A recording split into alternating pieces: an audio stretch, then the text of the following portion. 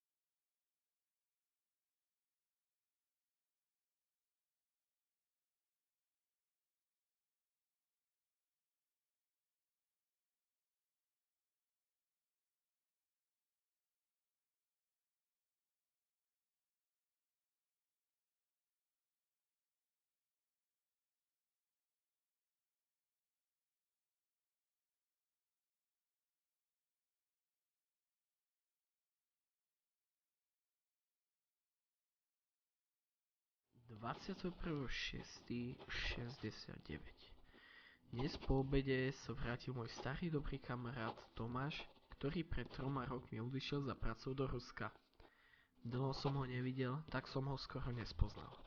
Poukázal som mu, čo sa za tie roky zmenilo a on bol v šoku. Ani netušil, v akom strachu tu žijeme. Čo to bolo? Prečo sú tu barikády? Prepáčte, dobrý deň, kto ste? No, ja sa volám Tim, ja neverím. Jak sa máš? Ako si tu došiel? Tomáš, ty tu čo robíš? Nemáš byť predsa v Rusku?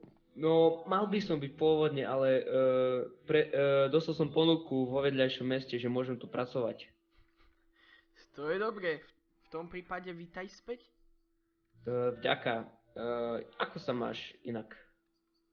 Dá sa to, len odkedy prišli komunisti a zabrali nám Počkaj, väčšinu akí mesta. komunisti? Si nepočul nikdy niečo o vpáde vojsk Varšavskej zmluvy? Nie, o to som nič nepočul.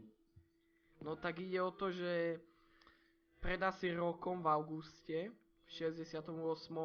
vpadli vojska Varšavskej zmluvy na územie Československa kvôli Pražskej jari. No a až teraz sa dostali až sem a zabrali skoro väčšinu mesta, zatiaľ iba my sme tu slobodní. OK, nechajme to tak. Radšej mi poukazuj, čo sa zmenilo za tú dobu. Dobre, poď. No a teraz ti ukážem naše nádherné bane, ktoré sme si... Tomáš, čo je? Tie barikády sú tu na čo? No ako som už hovoril, tak zabrali už väčšinu mesta a jedine čo nám zostalo je až územie až po tieto barikády. My sme vlastne teraz taká slobodná štvrť, lebo celé mesto je zabrané komunistmi. A nebolo by ľahšie sa podať tým komunistom aj s nimi, než mať tu tie barikády? No ide o to, že buď sa stane to, že ťa nechajú a obyčajne iba zajmú, alebo ťa zabijú. A keď si teraz predstavíš, že ja ako imigrant... Počkaj, ty si imigrant? To nevieš? Pred pár rokmi som sa prisťahoval na Slovensko zo SRN-ky kvôli matke. Že ju našli. Ja som myslel, že si rodený Slovak. Nie, to iba matka je rodená. Otec poznal matku na Slovensko, nasťahovali sa späť do Nemecka a tam som sa narodil. No a teraz som prišiel navštíviť matku v tej, ako vidíš, najhoršej chvíli. A už sa stalo, že zabili alebo zajali Nemca? No, ak sa správne spomínam, tak pár dní po vpáde vojsk zajali jedného Nemca zo západnej strany, zo západného bloku. A ako viem, nedopadlo to najlepšie pre ňoho, mučili ho a krátko na to aj zabili, takže tak. Fúha, ako si to môžeme dovoliť, ako si to môžu dovoliť, vysvetli mi, však to sú iba ľudia. Ja viem, ale čo spravíš? Počúvaj, dokonca poslednú noc som zbadal asi 2-3 žandárov, čo išli okolo a normálne vtrhli do domu A namiesto toho, aby iba, dajme tomu, prehľadali dom a dali mu pokoj, ho ešte aj zabili na mieste. Pred jeho Čože? vlastným dom ho zabili, áno. A nechali ho tam ležať. Ja som bol jediný, čo tu mal tú česť ho pochovať. Nikto iný tu buď nebol, alebo sa bál ísť von. Ja som ho musel jediný pochovať. Takže ja viem jediný asi o tom, že ho zabili. A žandári. No radšej mi ukáž ďalšiu časť dediny, pretože Dobre, ja som už tak naštvaný. poď.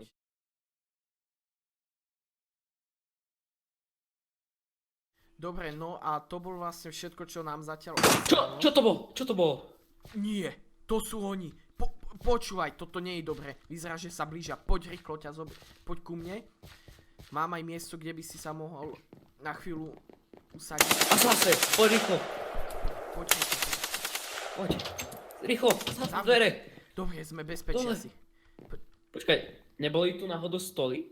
Boli len kvôli tomu, že sa toto všetko zhromaždilo a všetko udialo, tak som si povedal, že asi sa im nikto neprejde len tak v pohode na obed a radšej spravím také pomocné centrum, vieš. Ale ako vidíš, nikto tu není už. Zrejme... A zase ty vystreli. Zase ty vystreli. Ja viem. Čo to tam robia tu vonku? Tak asi sú to iba také várovné výstrely alebo niečo také. Počúvaj, ja môžem ti dať niečo na obed a asi sa poďme vyspať, lebo toto nebude dobre už byť vonku. Počkaj, idem po obed. Počkaj, a nenapadlo nás vás proste požiadať o pomoc? Napríklad Poliakov, alebo nie, tak?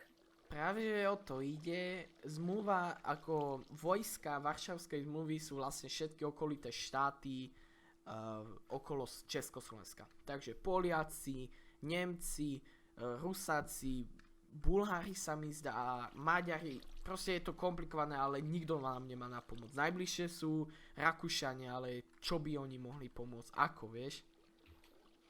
To ide o to. Dobre, počúvaj, idem ti pre nejaký obed a hneď sa vrátim. OK.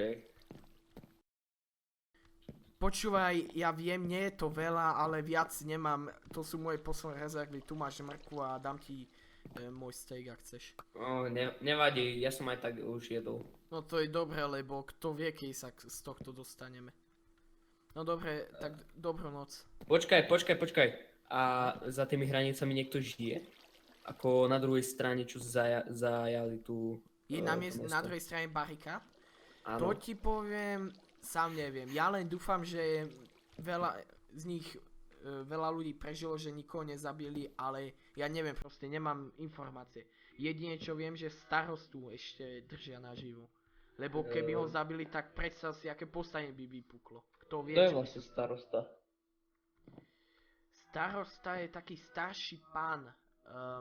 Ten zrejme vyzerá byť aj... Počkaj, a bol starosta, keď som odchádzal? Mne sa zdá, že áno. Pred 3 rokmi. Asi, hej, nie som si istý, len už je taký staročký a už aj chorý je, že kto vie, možno umre aj bez toho, aby mu pomohli k smrti. No počúvaj, už sa smieva. Vieš čo, dúfať, že to prejde zajtra, že to už nebude také hrozné. Dobrú noc. Dobre, ja si ešte zjem tú mrkvu a mäso a idem spať. Dobre, dobrú noc. Dobrú.